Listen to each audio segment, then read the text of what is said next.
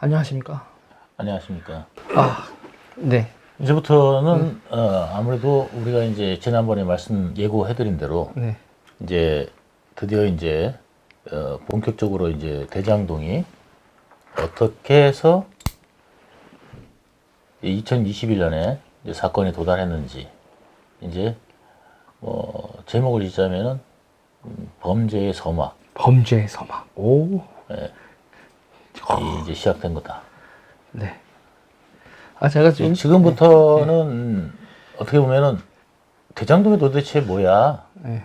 라고 들으시는 분들이 이제 본격화됐구나 네. 라고 생각하실 수도 있고, 한편으로는 뭐냐면 좀 재밌는 걸 기대하시는 분들은 좀 지루할 수도 있고, 네. 이제 그런 시간이 될 것 같아요. 제가 기분 나쁜 댓글 하나 지웠는데 그러더라고요. 아예 범죄를 짓는 방법을 알려주고 있다, 이 방송이. 그럼 뭔 소리야? 그래서 우리는 이때까지 이 절차를 설명을 해준 건데 이게 나쁜 놈들한테도 학습이 될 수 있다. 뭐 이런 그건 식의 나쁜 놈이라면은 다음 권력자들에 해당되는 거겠죠. 이 문제 이거는 뭐냐면 권력형 비리라서 첫 번째 뭐냐면 권력을 지지 않으면 할 수가 없습니다. 그 댓글에 미남 댓글이 너무 많이 늘었어요. 미남이요? 네, 그거 유도하셨죠. 별이 5개로 유도하신 것 같아. 아니, 별이 5개 유도한 게 아니라 네. 타고난 뭐 그런 부분이 좀 있지 않겠습니까? 예, 뭐 타고난 부분 때문에 아무리 그 별이 5개 이야기를 한다 하더라도, 그 주장이 한다 하더라도 그 다수에 의해서 진실이 가려지는 게 아닌가 싶습니다. 예. 네, 호남이다, 스케일 크다, 잘생겼다. 뭐 스케일까지는 모르겠고요. 칭찬 일색입니다. 예, 뭐 잘생긴 거는 좀 인정하는 편입니다. 네. 뉴스타의 탄생. 근데 부모님이 주신 거 어떻게 하겠습니까? 농담입니다, 농담. 네, 농담. 네. 이제 이게 사업 설계가 되는 과정 쭉 설명을 해주시는 거죠. 네, 그렇습니다. 이제 본격적으로 이제 들어갈 겁니다. 네.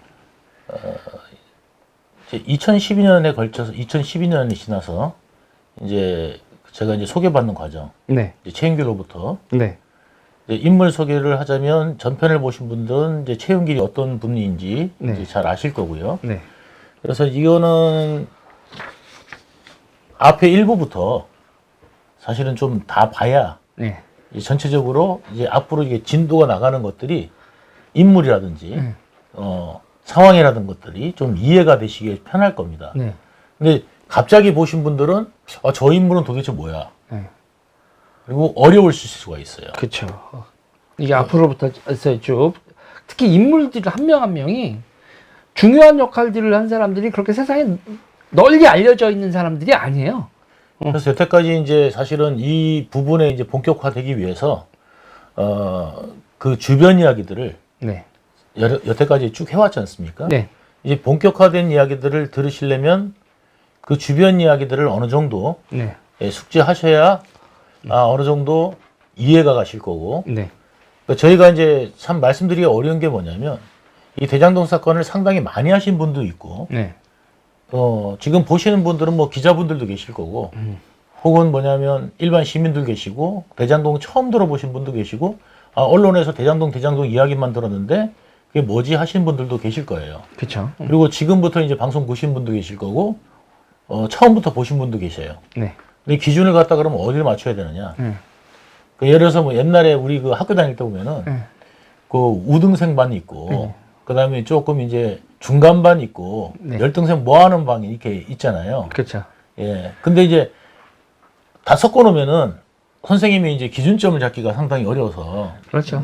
이제 뭐 진도 잘 안 나가고, 예, 이런 경우가 있었는데, 저도 이제 이 부분을 어떤 눈높이에 맞춰서 해야 되는지 그 부분이 상당히 좀 어려운 부분이 있습니다. 그래서 최대한 이제 뭐 기자님들 같은 수준에 맞추면은 어쨌든 그런 분들은 좀 지루하게 저렇게까지 설명을 해야 되나 하실 수 있는데, 그런 분들은 내가 많이 알고 있구나 좀 생각을 해주시고 좀 더 자세하게 좀 설명을 할 수 있도록 하겠습니다. 가급적이면. 이거 많이 하시는 분들 입장에서는 시시할 보일 수도 있지만 이걸 처음 접하시는 분들도 있으니까 그러니까 이게 너무 초급이다라고 생각하시는 분들 그래도 또 구석구석에 모르시는 얘기 많이 나올 겁니다.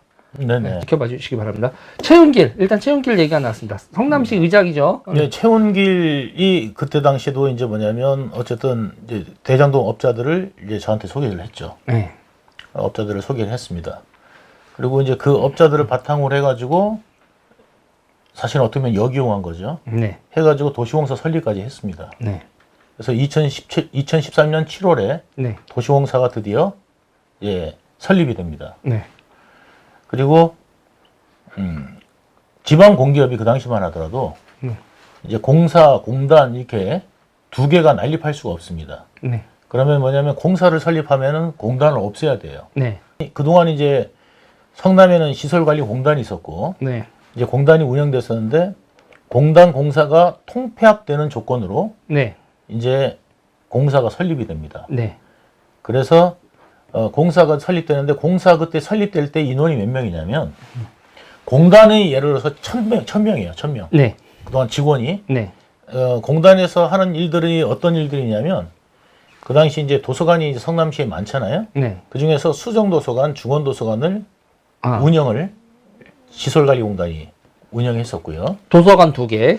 예, 도서관 2개 운영했었고, 네. 그 다음에 이제 노상주차장, 주차장. 그 다음에 노외주차장. 네. 건물이 있는 주차장을 노외라고 하고, 네. 그 다음에 건물이 없이 길거리에 있는 주차장을 노상주차장이라고 합니다. 아하. 노상주차장이 아닌 것 하고 나머지 춤춰버리네요. 네, 그러니까 네. 노상, 노외. 노외 이 두 가지인데 네. 노외주차장하고 노상주차장 이 모든 것들 성남에 있는 모든 그 공영주차장을 시설관리공단이 운영하고 그 다음에 이제 차가 견인되잖아요. 네. 그 견인 사업소도 시설관리공단이 운영을 하고 네. 그래서 시의원들이 이제 견인되시잖아요. 네. 저한테 전화 옵니다. 너 차 견인됐다. 그러면 우리는 그거를 전산 처리 다 돼요. 네. 그러면 그때도 비용을 제가 내고 네. 내줄 테니까 네. 빨리 차만 돌려줘라. 어. 제가 전화해주죠. 네. 왜냐면 또 삐져가지고 야. 또 행감 때니 행정사무감사 때니 뭐 업무 보고 때니 화를 많이 내요. 내 차 끌려갔어. 저 새끼들이 뭐 이런 끌려갔네. 나한테 전화한 이유가 뭐겠어요? 차 돌려줘. 돌려줘. 공짜로. 그러면 이제 제가 그 전화 받으면은 이제 차 어디 지금 견인된 게 있는데 네. 그 차 번호 이야기하면서 좀 갖다 주라고 네. 얘기를 합니다. 그럼 이제 비용은 또 제가 내죠. 아, 세상 살기 힘들다. 아니, 힘들어요. 아유, 비유 맞춰줘야 되는 게 너무 많아. 아, 많습니다. 네. 예. 그리고 막 지도도 이야기했지만 인사 같은 거 할 때 되면 네. 난리도 아니고. 네. 일단 도서관 2개, 노외, 노상. 노상 주차장 있죠. 네. 그러면 이제 거기서 이제 팀장이 노예 주차장 팀장이 하나 있었고 제가 갔을 때 네. 그다음에 노상 주차장 팀장 하나 있었고 네. 그다음에 이제 수정 도서관 관장, 아하. 중원 도서관 관장 네. 있었죠. 그다음에 이제 뭐냐면 성남 종합운동장을 그치. 저희들이 관리합니다. 네. 그다음에 이제 탄천 종합운동장을 네. 또 저희들이 관리합니다. 운동장 2개네요, 현재. 네네. 네. 네. 그렇게 해서 이제 관리하고 있다가 나중에 이제 뭐가 또 들어오냐면 이제 그 터널이죠. 네. 그 예를 들어서 그 산에- 관내 네, 터널들이 많잖아요. 네. 예, 그 터널들 관리를 또 저희가 합니다. 아하. 터널들 관리하고. 터널. 네. 예, 그 밖에 이제 뭐냐면 또 이제 그 지하 전기 시설 같은 거라든지. 지하 전기 시설. 예, 뭐 이런 것들부터 해갖고 이제 그런 것들 저희도 또 관리합니다. 이거 돈 버는 거는 노상 노외 주차장 말고 돈 버는 거 없고 다 돈 나가는 것만 있네? 근데 이제 시설관리공단은 돈 벌지를 못합니다. 네. 법상. 아. 수익 사업을 할 수가 없습니다. 그럼 예산 받아서 하는 건가요? 그렇죠. 아하. 그러니까 인건비라든지 그 다음에 모든 비용들을 성남시로부터 그 다음에 이제 의회로부터 예산을 갖다가 받아서 아. 그리고 난 다음에 남는 거는 이제 오히려 부채가 됩니다. 그럼 제가 이건 또 질문인데요. 네. 그럼 노외 주차장에서 받은 돈도 성남에다가 갖다 주고 바로 더 갖다 줍니다. 그러면 나중에 예산만 받는 거예요? 예산만 받는 거예요. 어허, 이런 시스템이군요. 대한민국 네네. 돌아가는 게. 네. 재밌네. 응? 그러니까 이제 근데 오히려 이 돈이 남잖아요. 네. 부채가 돼요. 돈이 남으면 돈이 남았는데 네. 돈이 남았잖아요. 네. 돈이 남았는데 연내에 네. 반납을 안 하고 예. 보통 보면은 이제 연내까지 쓰다가 다음 연도에 반납할 수 있잖아요. 그렇게 돼 있어요. 예. 그렇게 이제 예산 처리가 그렇게 이제 회계 처리가 해야 되는데 그 남은 거를 만약에 아껴갖고 많이 남았잖아요. 그럼 네. 부채가 늘어나는 거예요. 갚아줄 돈 전년도에 갚아야 될 돈은 안 갚은 게 되는 거예요. 야, 그럼 여기는 그래서 그 시설관리공단에 대해서 부채 이야기하시는 분들은 답답한 이야기입니다. 아하. 부채가 있을 수가 없습니다. 그러니까 뭐냐면 반납만 하면 부채 제로가 되는 거예요. 아하. 오히려 부채가 시설관리공단이 많다. 예. 그만큼 잘 아낀 겁니다. 그러니까 부채가 빌려온 돈이 아니라 남긴 돈이. 남긴 돈입니다. 아하. 그러니까 공단 자체는 수익 사업을 못 하는군요. 아예 못합니다. 근데 공사는 수익 사업 하잖아요. 이제 그치 공사가 이제 수입하죠. 사업하죠. 그래서 이래서 공사가 부채가 생긴 거는 이제 빌린 돈이죠. 아. 혹은 뭐냐면 예를 들어서 이제 분양 사업 같은 거 할 때 이제 뭐냐면 그 분양대금 못 받은 것 이런 것들 다 이제 부채로 잡히죠. 네.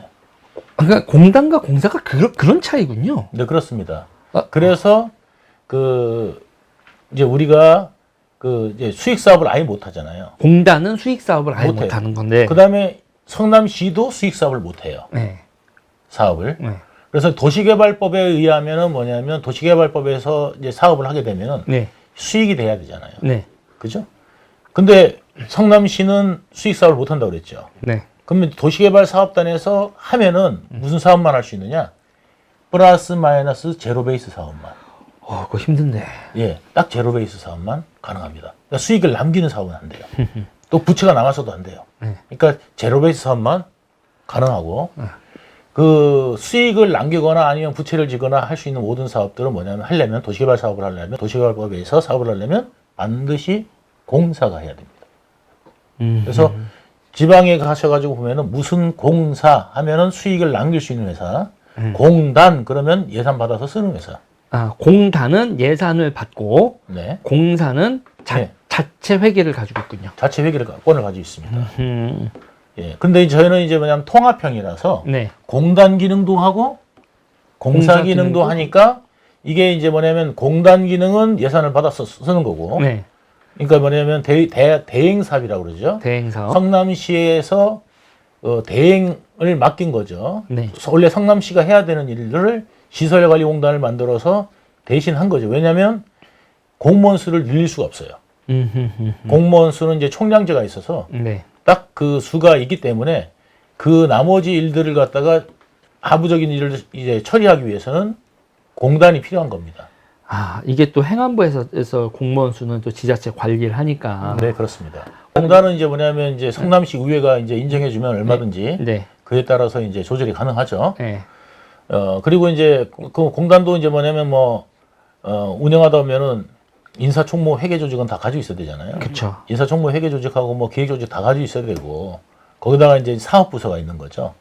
예. 그래서 이제 사업이 그럼 얼만큼 맞나 적느냐가 아니라 이게 이제 인사총무 회계조직은 정해져 있어요, 대부분. 거기다가 뭐냐면 사업이 좀 늘어나고 줄어든다고 해도 여기 인원은 기본적으로 있는 거죠. 그러니까 작아도 있어야 되고 커도 있어야 되고. 당연히 이제 그런 겁니다. 그러면 이제 인사총무 조직은 저희들이 갖추고 있어요, 이미. 그러면 이제 공사가 이제 설립이 됐어요. 네. 거기에서 이제 그 공사 업무를 담당할 수 있는, 그러니까 개발 업무를 담당할 수 있는 직원을 뽑아야 되는데 그 직원을 몇 명을 줬느냐, 성남시에서. 네. 성남시 의회에서 네. 사장 포함해서 15명 줬습니다. 15명. 그러면 사장, 본부장 빼면요. 네. 13명이네. 13명이에요. 근데 그걸 갖다가 3개 팀으로 나눴었으니까 5, 3이에요. 5, 5, 3. 그리고 이제 거기에는 개발을 하려고 그러면 사실 개발도 분야가 여러 가지예요. 뭐냐면, 주택을 갖다가 짓는, 예를 들어서 뭐 건축직도 있고, 그죠? 예, 건축직도 있고, 그 다음에 뭐냐면 도시 계획 하는 또 직원도 있고, 그 다음에 그쵸. 토목 쪽 하는 사람. 토목 있고, 계획 있고. 예, 또 설계 쪽 있고. 그쵸? 네. 건축 설계가 또 있고. 네. 이제 이런 직종들이, 여러 직종들이 필요하잖아요. 그렇죠. 이제 그러다 보니까 뭐냐면, 거기에서 한 명씩만 뽑아도 한 팀은 꽉 차는 거예요. 네. 그죠? 네. 왜냐면 구색은 다 맞춰야 되니까. 그럼 거기다가 이제 영업도 그 다음에 이제 건축 영업은 또 아무나 하는 게 아니에요. 아, 영업. 예, 그쪽에서 뭐냐면 이제 예를 들어서 시행이나 이런, 예를 들어서 토목하는 사람이 시행을 알겠습니까? 모르죠, 이거. 시행 관련한 걸 알아야 시행사하고 대화를 할 거 아닙니까? 네. 그리고 이제 그 관련돼서 우리가 이걸 갖다가 수질 분석 같은 거 이것도 하는 또 전문가도 따로 있어요. 그러니까 이제 그런 것들이 뭐 아주 전문화돼 가지고 우리가 그걸 갖다 계획하고 설계하는 회사 그걸 하는 전문 업체는 아니지만 그래도 우리 직원들이 어느 정도는 알아야 그거를 이제 할 수 있을 거 아니에요. 네. 그러면 이제 그런 거를 갖다가 이제 한 명씩 뽑는다 하더라도 한 팀 구성 맞추는 데만 네. 최하 보통 보면 한 7, 8명은 있어야 되는데 네. 그 팀이 돌아가려면 네. 여기는 아까 말씀드렸던 총 13명인데 네. 성남시 모든 개발 사업을 관장하는데 13명을 준 거예요.